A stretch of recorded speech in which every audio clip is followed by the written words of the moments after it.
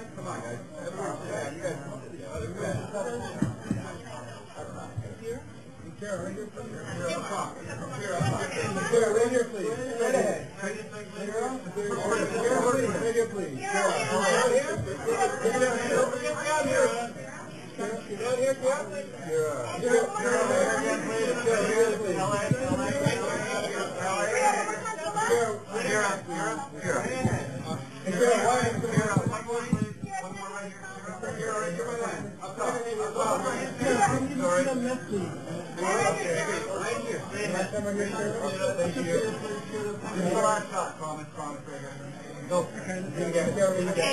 No, you look better if you look up top. Yeah. Come on.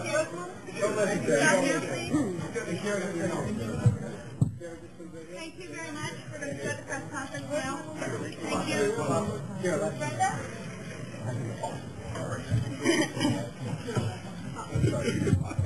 Thank you. We'd like to start the press conference, please.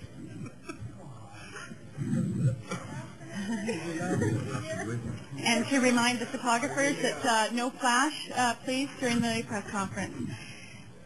Good morning. Welcome to the Toronto International Film Festival.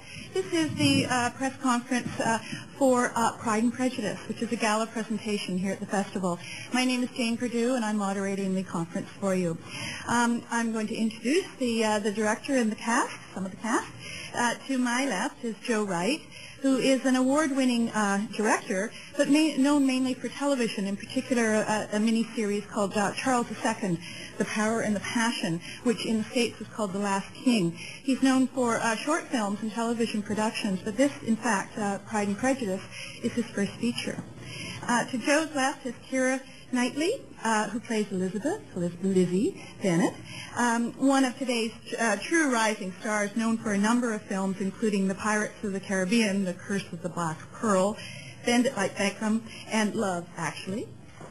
Could we ask Keira Knightley, was it daunting for you to play a role, a character that is so well known in print and also televised? Yeah, it was absolutely terrifying. I was completely terrified to the point where I nearly didn't want to go up for it because I was so afraid of it.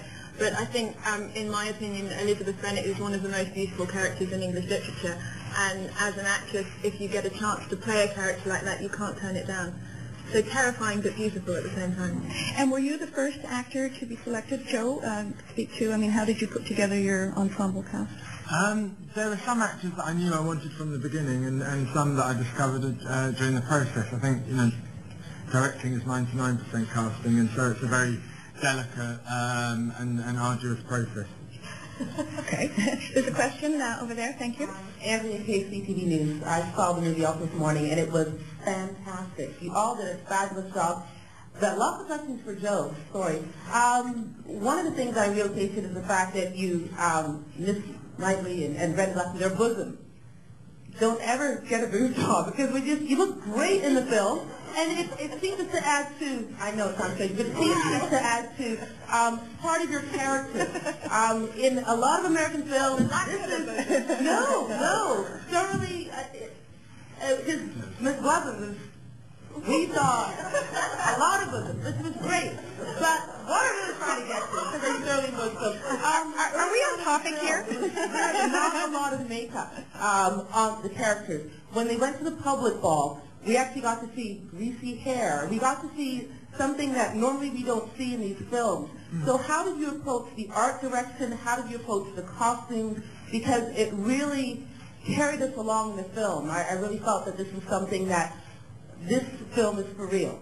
Well, in 1797, when the film set, only prostitutes wore makeup.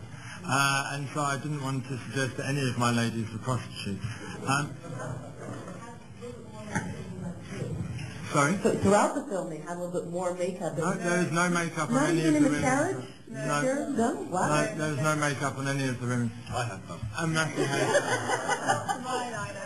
and I was just trying to be authentic. Really. We researched the film very heavily, and we had some fantastic historical advisors as well. And we were looking for the detail in the period that might illuminate the characters' situations and their interactions together.